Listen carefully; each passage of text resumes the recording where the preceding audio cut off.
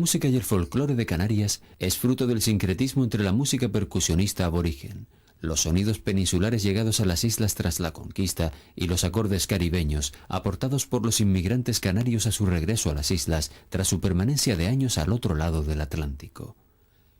Esta simbiosis dio lugar a que muchos de los instrumentos musicales de cuerda, como la guitarra o el timple, sean tocados en el archipiélago, de igual forma que los de percusión, como las chácaras, los tambores, etc. El timple no solamente se ha convertido en la pieza clave de la música popular canaria, sino también en un elemento más representativo. Hoy sabemos que el timple procede de las vihuelas, no solo por la forma abombada y alargada de su caja, sino también por la afinación de sus cuerdas. Las dos últimas cuerdas en un tono más agudo representan al orden doble de cuerdas que iban afinadas a la octava en las antiguas vihuelas del siglo XVI.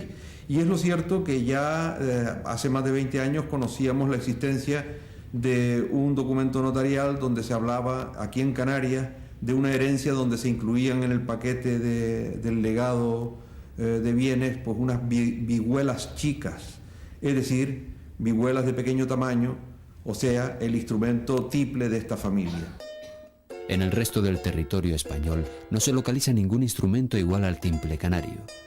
Con respecto a su origen, debemos destacar que no existe un antecedente prehispánico. Los aborígenes canarios no tenían instrumentos de cuerda, por lo que fue la población colonizadora la artífice de este objeto, pero existe una gran incertidumbre sobre si fue una simple copia o una creación.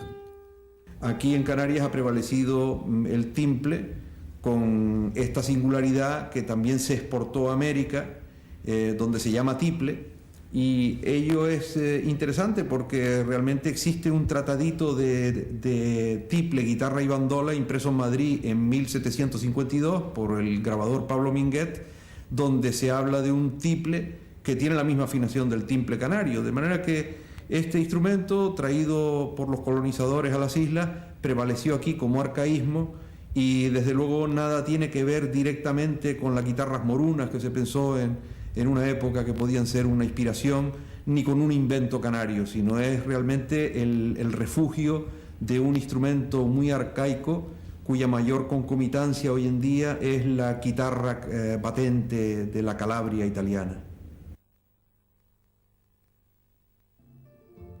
En Gran Canaria, como en el resto de las islas, los constructores de timples siempre han sido hombres amantes de la música popular canaria, aunque no siempre tocadores de este instrumento. ¿Cómo aprendió el oficio? El oficio lo aprendí yo en Telde con un tal José Alemán Hernández. Este señor es de Santa Brígida, pero estaba en Telde por una casualidad de que una hermana de la mujer era maestra en Telde.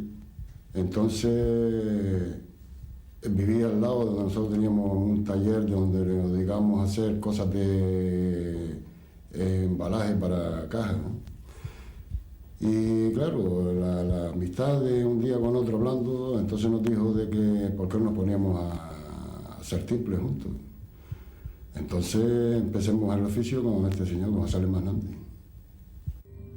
El taller suele localizarse generalmente en una dependencia de la propia casa del artesano y con exclusividad en la zona más alejada de la misma para evitar que los ruidos que se puedan ocasionar por la manipulación de las distintas herramientas, como a su vez por el serrín que se produce al tratar las maderas, molesten al resto de la familia.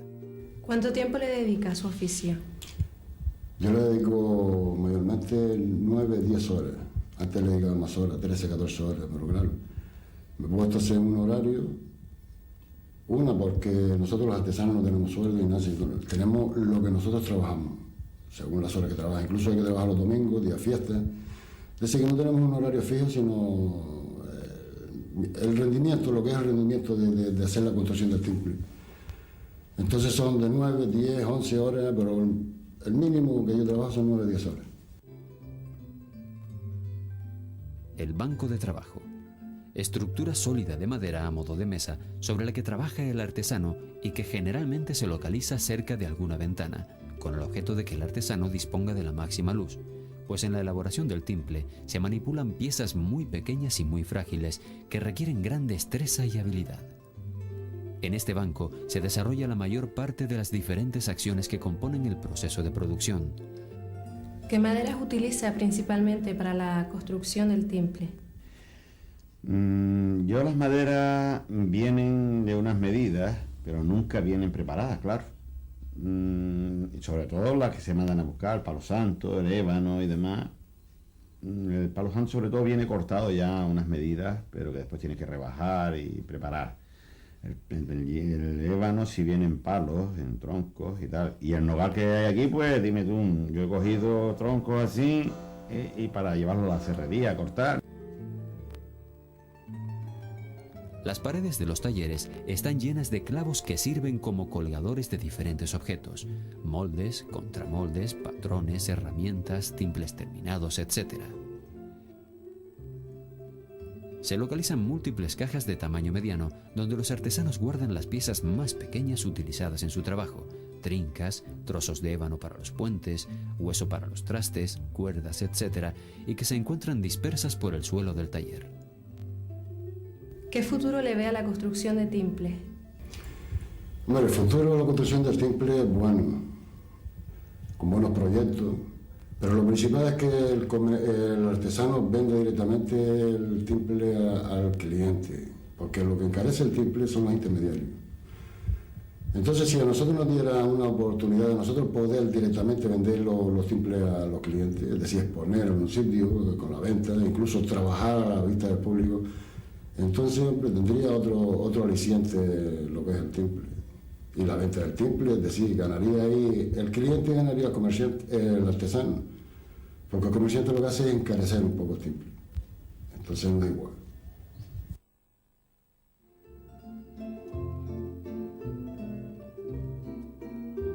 Salvo en el caso de utilizar maderas dulces, todas las maderas deben de ponerse antes de su manipulación de remojo en agua. El proceso consiste en líneas generales en los pasos siguientes.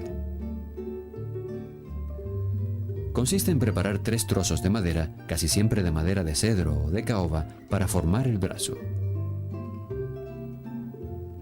El artesano coge una tabla de madera para preparar la pala, coloca sobre ella una regla y marca las medidas precisas.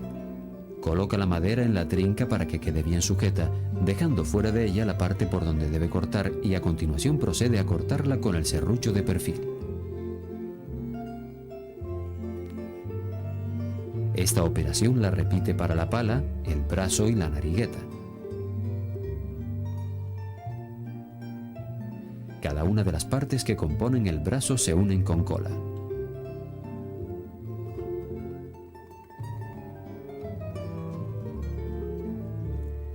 Primeramente, se une el brazo a la pala, finalmente la narigueta al otro extremo del brazo.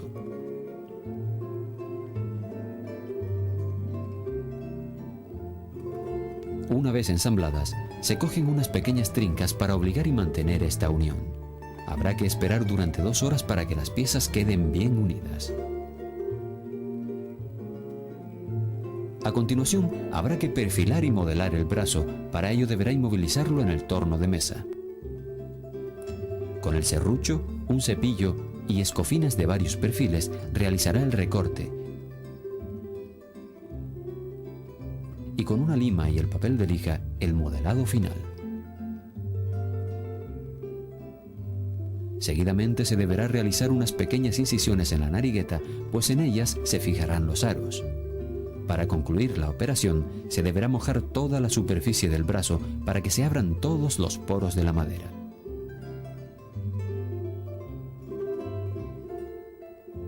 El tamaño de los aros depende del brazo. A un brazo de unos 18 centímetros le corresponde unos aros de una longitud de 34 o 35 centímetros y de unos 5 a 5,5 centímetros de ancho.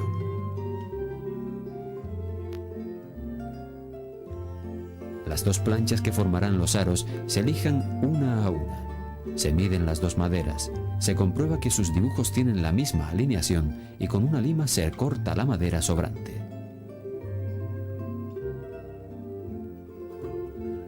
Antes de introducir los aros en el molde para que adquiera su forma definitiva, se deberá dar un poco de calor para evitar que se partan al obligarlos a tomar una posición determinada.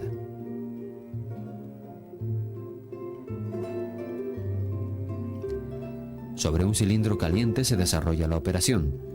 Se acomoda el aro y con una cuña de madera se presiona sobre su superficie para que se vaya modelando. Cuando toda la lámina de madera ha pasado por el cilindro, se moja todo de nuevo y se repite la operación.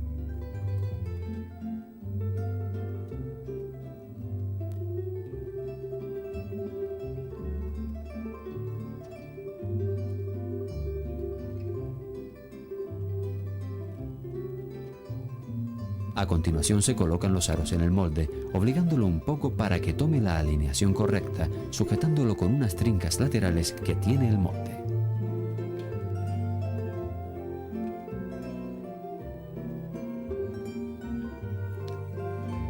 Después de colocar los aros, se debe poner en el molde el brazo, asegurándolo mediante un sistema de atornillado. A continuación, se coloca uno de los aros, encajando en primer lugar uno de los extremos en las fisuras que se hicieron en los laterales de la narigueta. A continuación, y con el fin de acoplar el otro extremo de los aros al molde, se debe hacer un pequeño taco de madera que se embute en un hueco que tiene el molde en su parte inferior, zona en la que se van a unir los dos aros. Este taco recibe el nombre de taco de atrás. Se coloca un poco de cola en los extremos superiores de los aros, embutiéndolos en las fisuras de la narigueta. Posteriormente se pone un poco de cola en el taco de atrás y se aproximan los extremos inferiores de los aros hacia él, pegándolos.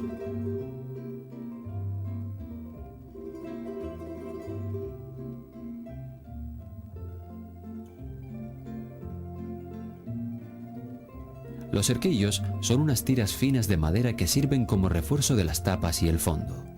En cada timple se colocan unos 4 cerquillos y se instalan junto a los laterales de los aros.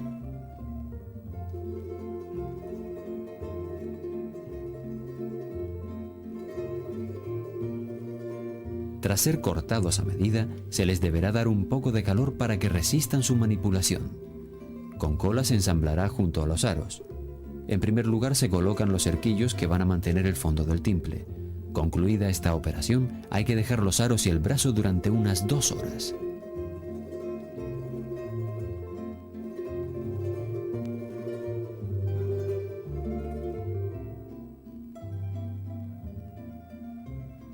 La joroba es una tira de madera que se coloca en la parte de atrás del timple siguiendo una alineación vertical.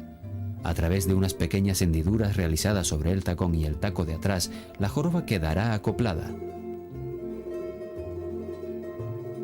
La longitud de la joroba es la que determinará el abombamiento del fondo del timple. Unas medidas aproximadas son 29 centímetros de largo y de 1,5 a 2 centímetros de ancho. El artesano, a ojo, comprobará si la inclinación y colocación de la joroba es la correcta. Para ello retrocede y coloca el timple a la altura de los ojos, mirando detenidamente la composición. Terminada la joroba, algunos artesanos la decoran con una estrecha tira de colores o greca.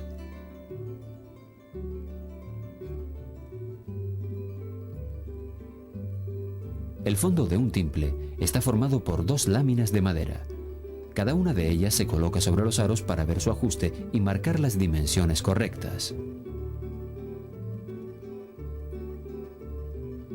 Con un cepillo se rebaja el lateral del fondo que va a quedar junto a la joroba y con un papel de lija el resto del perfil. A continuación se echa cola sobre la joroba y sobre los cerquillos y se dispone uno de los fondos sujetándolo a través de trincas. Transcurridas unas 2 horas, se procede a la colocación del otro fondo.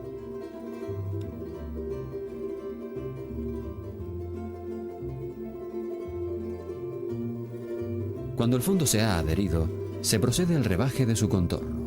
Con una gumia o escofina de perfil de unos 4 centímetros se ejecuta esta acción. A continuación, con una raspilla se rebaja la parte que está junto a la joroba. Finalmente se repasa con un papel de lija.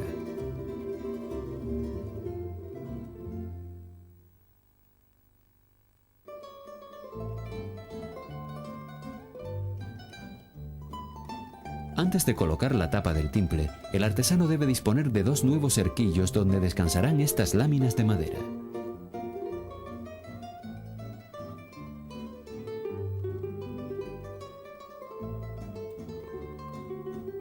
Con un cepillo y luego con una lija, se repasan los cerquillos.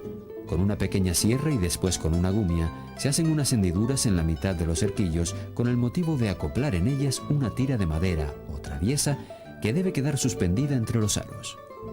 El objeto de la traviesa es mantener el ancho de los aros y servir como base de la tapa.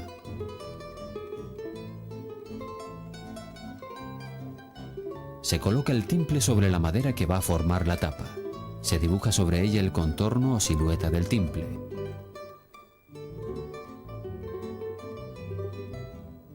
A continuación se recorta el dibujo con una gumia y un martillo de carpintero. Se echa cola en los cerquillos y en el tacón, en el taco de atrás y en la traviesa, y se dispone sobre ella la tapa. Se colocan después varias trincas que fuerzan la unión.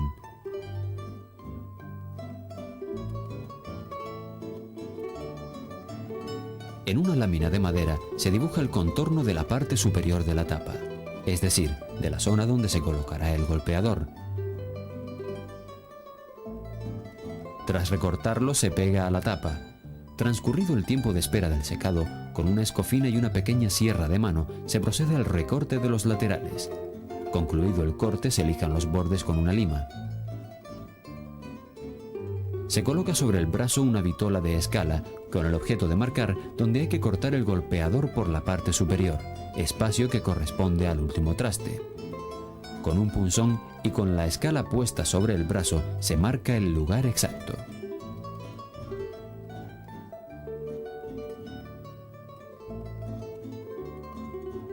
Se pone la escala o vitola sobre el brazo, situando el primer traste en el lugar donde se inicia la pala y donde finaliza la escala será el lugar donde se dispone el puente.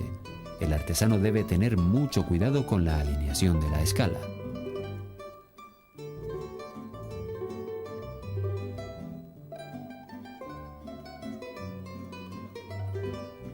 Tomando una tira de madera que ha sido previamente preparada con unas dimensiones aproximadas de 15 por 10 centímetros, se mide las dimensiones del brazo, cubriéndolo todo y disponiendo a continuación el diapasón.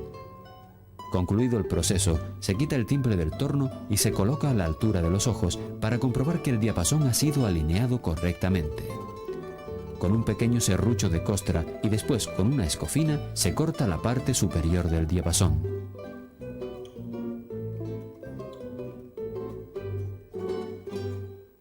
La colocación de la sobrepala se lleva a cabo midiendo en primer lugar su tamaño y traspasándolo a la lámina de madera. Después de su corte se alisa toda la superficie. Provisionalmente se dispone la cejilla junto al diapasón para ver la distancia que hay que dejar para embutir esta pieza. Se encola la pala y se superpone sobre ella la sobrepala. Para concluir el proceso de producción se debe pulir toda la superficie del timple para posteriormente proceder a su barnizado. El barnizado se puede aplicar a muñeca, a muñequilla o a brocha y más posteriormente a pistola. El acabado puede ser mate, satinado o brillante. Cuando el barniz esté seco, será el momento de colocar los trastes, las cejillas, el clavijero, las clavijas y las cuerdas.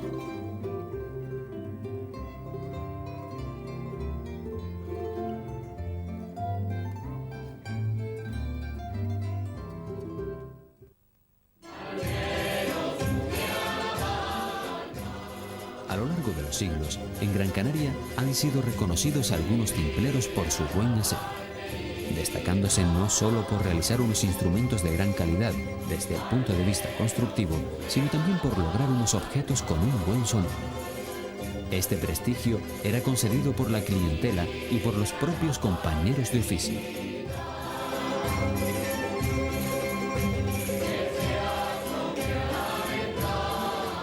Actualmente, en algunos talleres se está intentando mejorar la calidad de los timples. Para ello no solamente se están adoptando como medios de producción las nuevas tecnologías, sino además se está originando una comunicación muy estrecha entre el timplero y el timplista o tocador, el cual señala al artesano las prestezas que espera que el instrumento encargado posea.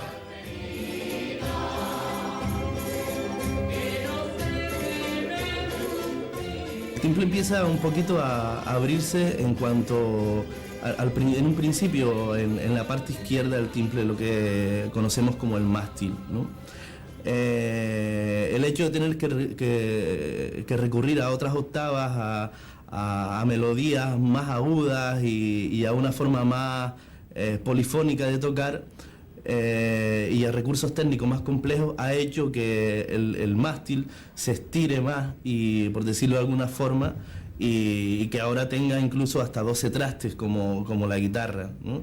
En la parte derecha del instrumento, pues la caja de resonancia es más abierta, recoge más armónicos, mantiene más las notas, la separación entre cuerda y cuerda es mayor, y eso hace que los recursos técnicos guitarrísticos se puedan llevar al timple, ¿no? También así las maderas que se utilizan son de mucha más calidad que las que se utilizaban en épocas pasadas. Ahora se utiliza el palo santo, se utiliza el cedro, el pino, maderas de primera. Y claro, eso viene paralelo, esa forma de construir, ¿no?, a las necesidades de los timplistas.